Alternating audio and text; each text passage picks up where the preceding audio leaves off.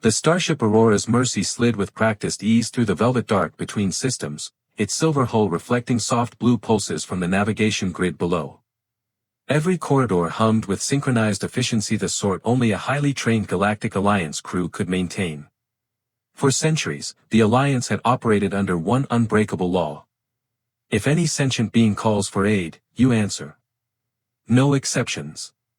Commander Vexer Talmon, his prism-like exoskeleton shimmering in the bridge lights, narrowed his eyes on the hologram floating, pulsating at the room's center.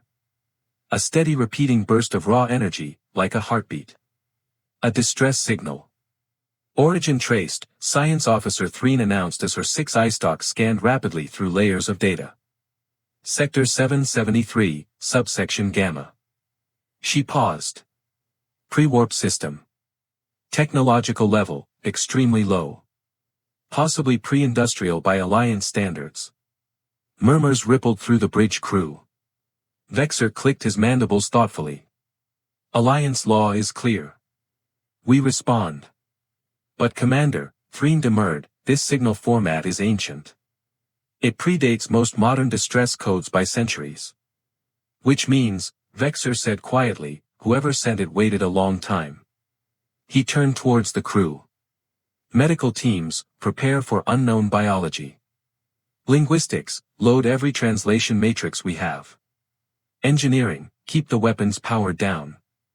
First contact should never begin with a barrel pointed at someone's face. A chorus of acknowledgments filled the bridge. Deep in the vessel, Medical Director Rilar, a species native to quiet, peaceful worlds, reviewed survival classifications. His hands shook slightly as he scrolled. Class 1, harmless. Class 2, moderately hazardous. Class 3, dangerous but manageable. Class 4, lethal to most known species. Class 5, extinction grade. Most Alliance planets fell between Class 1 and 2. Very few species survived above Class 3.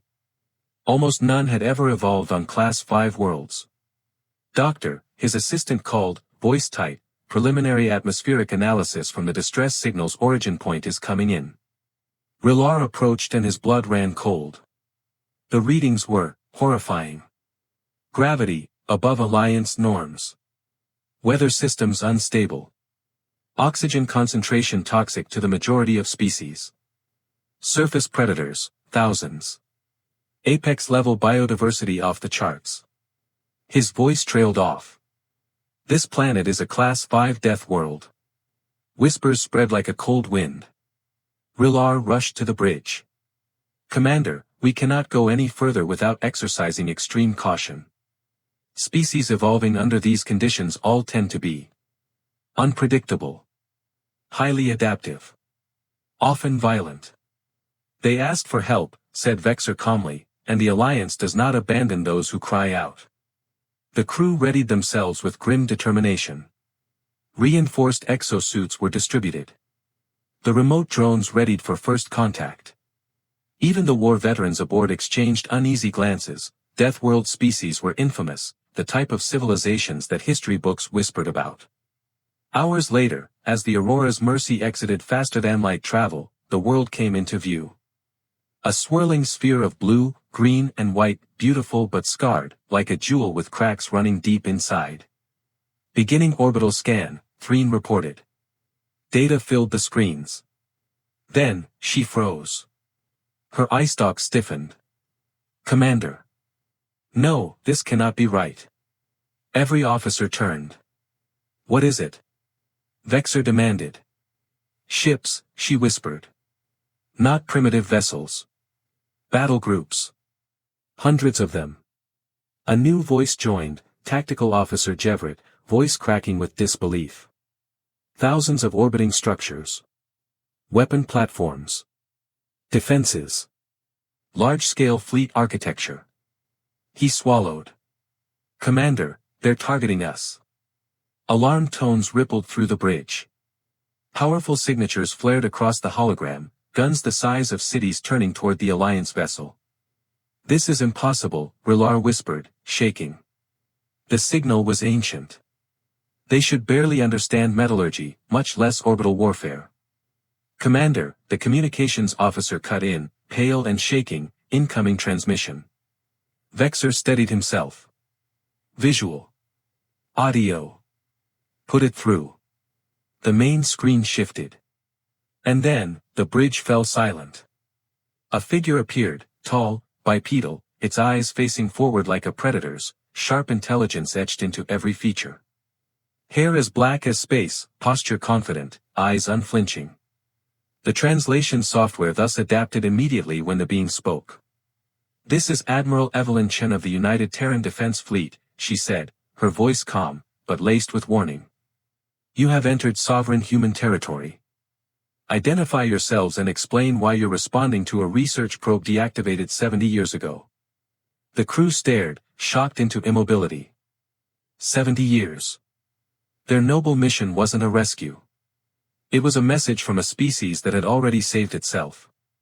Vexor felt something no Alliance officer had felt in centuries. Fear. He'd dealt with countless civilizations but never one evolved on a world designed to kill them, never one whose every instinct had been sharpened by suffering their world inflicted daily. Humans. Deathworlders. And not helpless ones either, but ones who had mastered the stars. Vexor slowly exhaled, steadying his shaking mandibles. "I am Commander Vexor of the Galactic Alliance. We intercepted your signal and came in peace to offer assistance." Admiral Chen's eyes narrowed slightly, assessing, calculating. Then she smiled. A predator's smile. "Commander, we appreciate your concern, but humanity hasn't needed rescuing for a very long time." Behind her, the vast formation of human warships held silent, unyielding lock on the Aurora's mercy. A species forged in peril. A species tempered by catastrophe. A species the Alliance had never prepared for. Humanity had risen from a death world, and the galaxy had no idea what kind of neighbor it had just discovered. Commander Vexor had faced pirate fleets, unstable warlords, and even the terrifying plasma storms of the Razor Nebula, but nothing had ever made his carapace feel as cold as the silence now hanging over the bridge. Before him, on screen, Admiral Evelyn Chen waited with calm confidence, knowing full well the level of power she held. "Commander Vexor," she repeated, "you came here because of a research beacon we abandoned 7 decades ago." Her voice held no accusation. No hostility. Just control.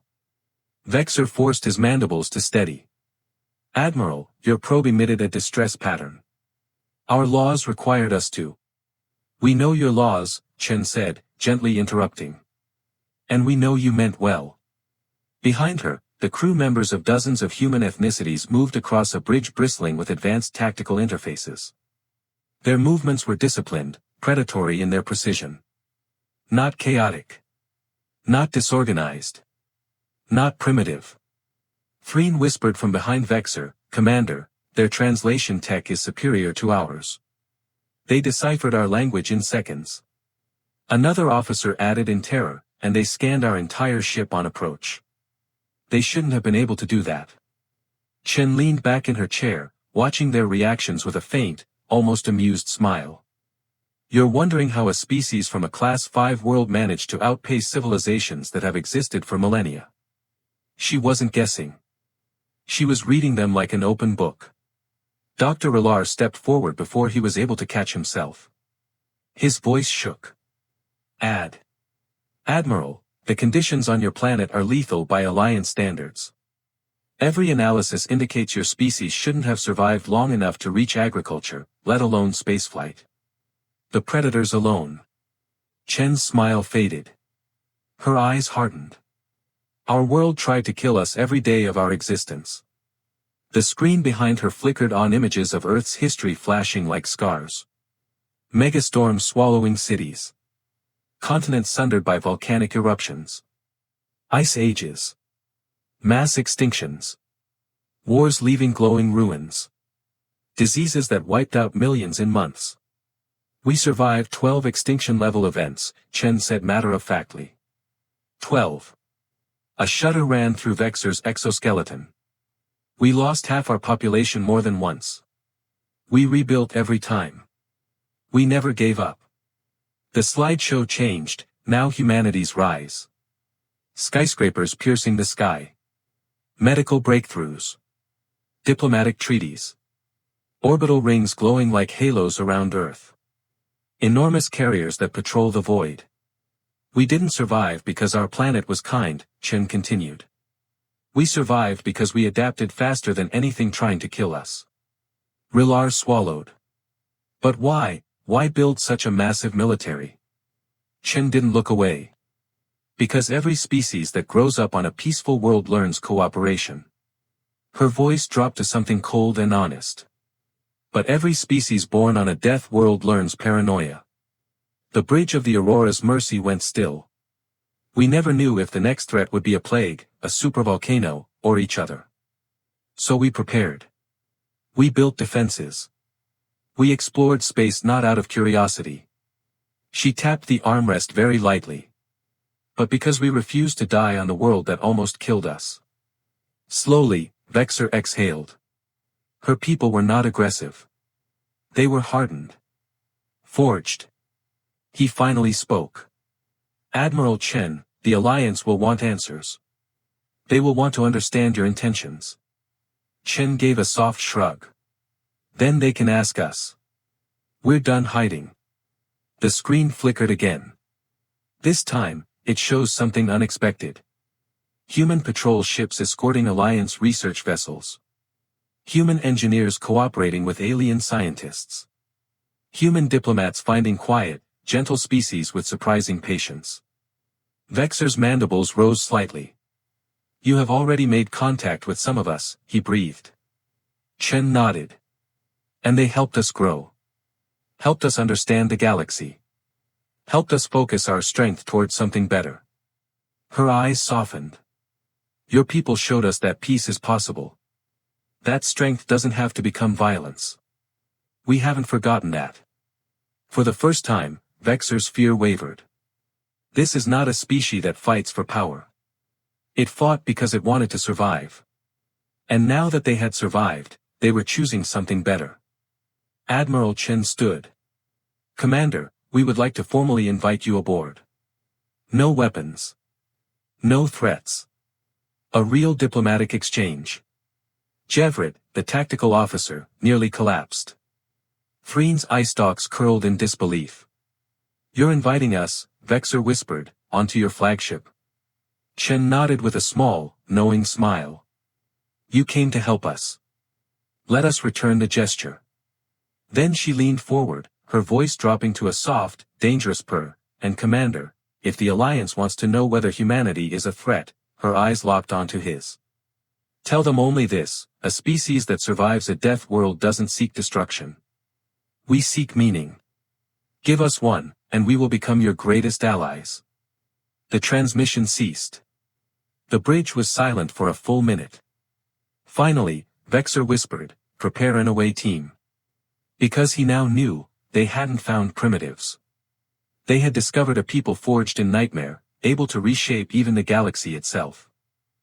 The inside of the human flagship was less a war machine and more a monument to a species that had clawed its way out of extinction again and again. Stepping onto the metallic deck, Commander Vexor did so with slow, deliberate caution, his delegation falling in behind him in a tight formation. The air smelled clean, crisp, far richer in oxygen than was comfortable for any Union species.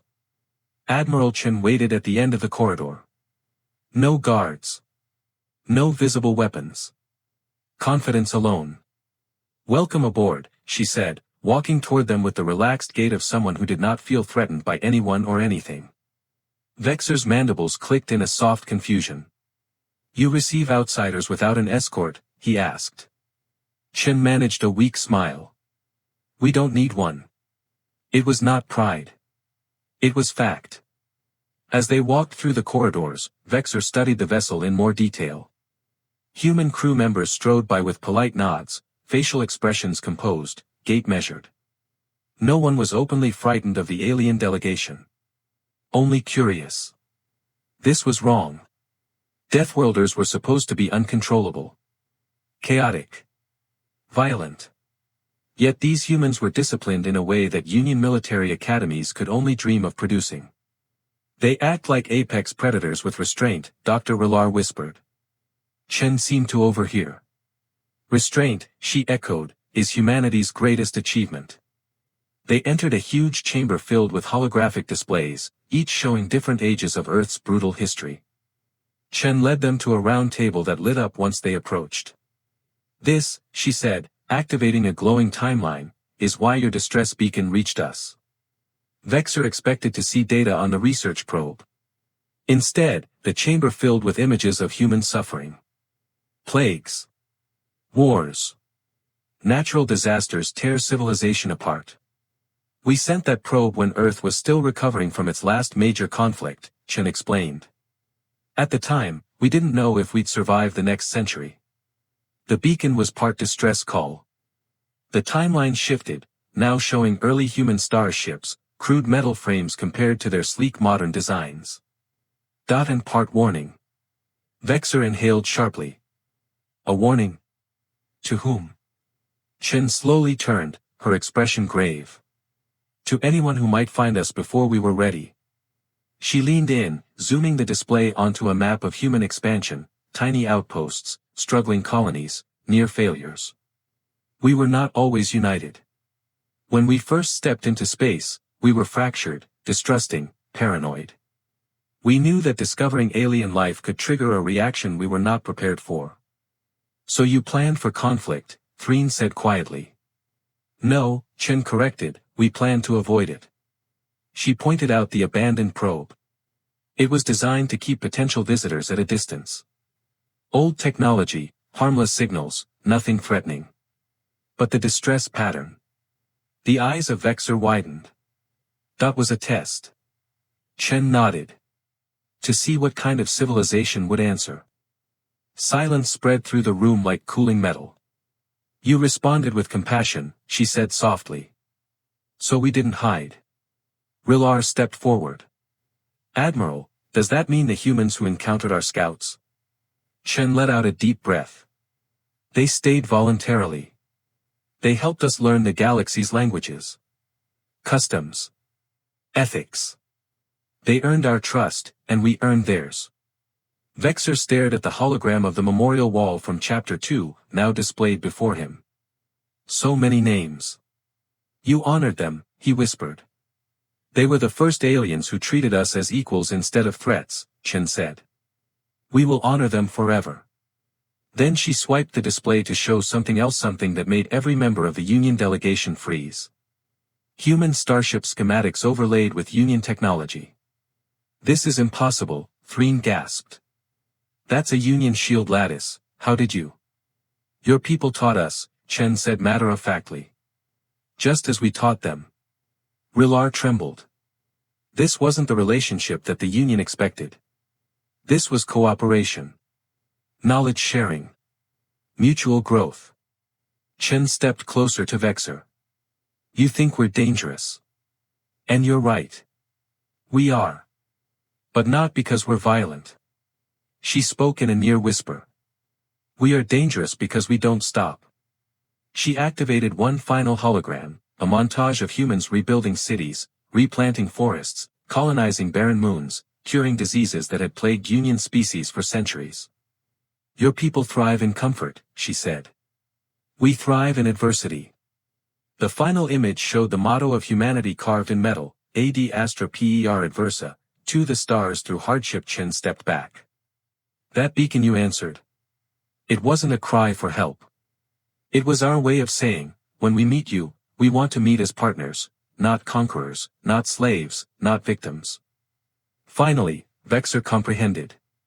You sent a test, he whispered, a test for the entire galaxy. Chen nodded.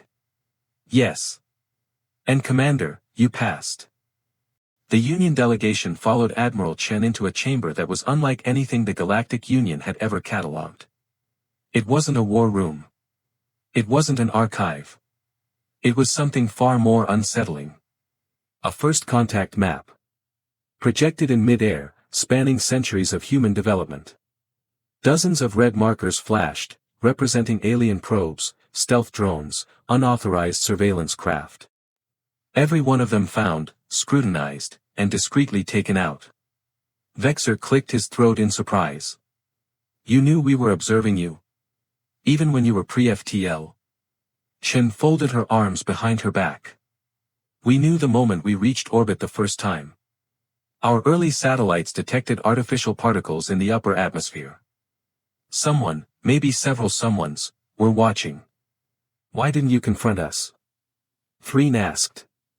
Chen tapped a marker dating 2 centuries ago. Because humanity wasn't ready. We came close to destroying ourselves without alien involvement. The last thing we needed was contact with advanced civilizations while we were still learning not to annihilate each other.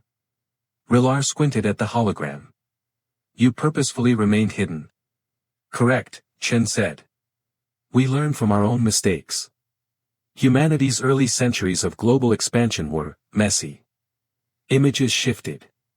Colonization. Deforestation. Global wars. Chemical disasters. Near-extinction events. Chen gestured at the tableau. We didn't want to become the galaxy's next problem species. Vexer studied her. You feared harming us. There was no arrogance in Chen's smile, only honesty. We feared becoming what we despised. So we evolved. Socially. Technologically. Ethically. A new projection appeared: clean cities, planetary recycling megaprojects, orbital greenhouses, restored ecosystems. We fixed our own world before reaching for the stars. That's why we didn't answer visitors right away. Threen's eye stalks drooped with a dawning realization. You weren't hiding because of hostility, you were hiding because of responsibility. Chen nodded. Correct. And caution. She then revealed another group of red markers. These were the dangerous ones. Vexer scanned the list. Unknown species. Unaffiliated raiders. Pirate science vessels. Bioweapon scavengers, ***. None of them sounded peaceful. These intruders tried to take things, Chen said. Bacteria. DNA. Minerals. Civilians. Did you call for help? Rilar asked. No, Chen said flatly. We handled it ourselves. The chamber darkened. The hologram reconfigured. They watched footage from early human orbital defense stations, primitive railguns and kinetic interceptors blasting unregistered alien craft before they reached the atmosphere. We learned the difference between explorers. She emphasized the peaceful Union investigation. And predators. She pointed out a pirate vessel collapsing under concentrated fire. Every encounter taught us something about the galaxy. About you. You studied us, Vexer said softly. We studied everyone, Chen replied. And we prepared. Her footsteps stopped as she approached a final panel, a glowing white symbol representing the Union. Your probe didn't come to threaten or harvest or test us. It came because someone needed help. That mattered. Vexer bowed his head. And for that you have welcomed us? Chen laid her hand on the display. No. We welcomed you because you passed a test you didn't know you were taking. She turned to the delegation. Many species fear deathworlders. They see us as inherently violent. She tapped her chest. They misunderstand us. Then what are humans? Threen whispered. Chen met her gaze with calm certainty. Humans are creatures made by hardship, but defined by choice. Another projection appeared: ancient quote from human history. We are not what the world made us. We are what we choose to become. The chamber fell silent. The Union delegation felt something they hadn't expected to feel toward a species evolved on a hellworld. Respect. Possibility. Hope ***. Vexer finally spoke. Admiral Chen, what is it you intend, truly? Her eyes softened. To grow. To learn. To join the galaxy, not as conquerors, nor as monsters born of a violent world, but as allies forged by it. Her voice dropped to a whisper. And because somewhere out there, Commander, is something far worse than us. The hologram flickered. A huge, empty section of space turned red. A chill ran down Vexer's spine. What is that? Chen breathed deeply. That, Commander, is why we reached for the stars so quickly. She leaned forward. An empty sector. No stars. No planets. Just a void. Our deep space telescopes detected movement there. Something ancient. Something vast. It devours systems without leaving debris. Rilar trembled. A cosmic predator? Chen nodded. We don't know its name. We don't know its nature. But we know one thing, it is moving. She pointed to Earth. Toward us. Vexer stepped back, mandibles trembling. You think the Union cannot stop it? Chen's voice hardened, not with fear, but with the resolve of a species that refused extinction. We don't think that, Commander. She leaned forward. We know it. The chamber darkened. The threat was real. And for the first time in its history, the Galactic Union grasped a terrifying truth: maybe the galaxy needed deathworlders. Never had the Galactic Union Council chamber been so quiet. Not during the Plague of Varen. Not during the fall of the Crystal Moons. Not even during the Machine Rebellions. But today, the silence felt heavier, because, today they were discussing humans. Representative Vexthal stood at the center platform, the holoscreens behind him replaying moments from first contact with Earth. Asterisk human warships emerging like silent titans from orbit. ADM, that's Admiral Chen speaking with the calm confidence of a predator who knows she cannot be hunted. Asterisk technologies that shouldn't exist for a young species. The chamber buzzed with fear, admiration, and something many Union delegates had forgotten existed, asterisk asterisk hope asterisk asterisk. Hashtag the debate, fear versus faith. They're too dangerous, rasped the Sorith delegate. They evolved on a Class 5 death world. Their aggression index is unacceptable. They could bring war upon the Union, exclaimed another. But others saw what Vexthal had seen. Or, a soft-whispered representative of Luma, they could save us from the wars we haven't seen yet. The debate, at last, collapsed into exhausted murmurs. Commander Vexthal, the High Speaker said, your final recommendation. Vexthal breathed deep. He remembered Earth. Its ancient scars. Its impossible beauty. And the humans who looked at danger like an invitation. My assessment, he said, is that humanity is not a threat, unless we make them one. A ripple of shock spread. Humans are survivors, Vexthal continued. They do not conquer without cause. They do not break treaties. They do not submit to tyranny. But they do not abandon allies. He let his words drawl. We need them. The galaxy needs them. Because when impossible odds rise, humans rise higher. Hashtag the arrival of the Terran delegation. The doors to the chamber opened. Every representative turned. Admiral Chen entered not in armor, not flanked by soldiers, but in formal Terran diplomatic robes. Behind her walked. Asterisk a scientist. Asterisk a historian. Asterisk a peacekeeper. Asterisk and a young pilot who stared at everything with wonder instead of fear. This wasn't a conquering force. It was a hand extended. Chen bowed, slightly. Honored representatives of the Galactic Union, she said, we come not as threats, but as equals seeking partnership. The room exhaled. Hashtag white medium star the final offer. We have survived our world, Chen said. We have survived each other. We have survived extinction 12 times over. And now we stand ready to help others survive, too. Vexthal studied her carefully. The arrogance was not in the words. Just truth. Hard truth forged in fire. What do humans seek in return? The High Speaker asked. Chen smiled, warm, real, and tired. Just two things. The chamber stiffened. Here it comes, they thought. Demands. Power. Privileges. First, Chen said, treat us with respect, not fear, not worship, just respect. And second. Her voice softened. Let us stand with you when the darkness comes. The chamber froze. What darkness, someone whispered. Chen turned on a small projector. A terrifying image filled the room. A gap in space large and hungry. The void breaches are growing, she said. We stopped the one near our system.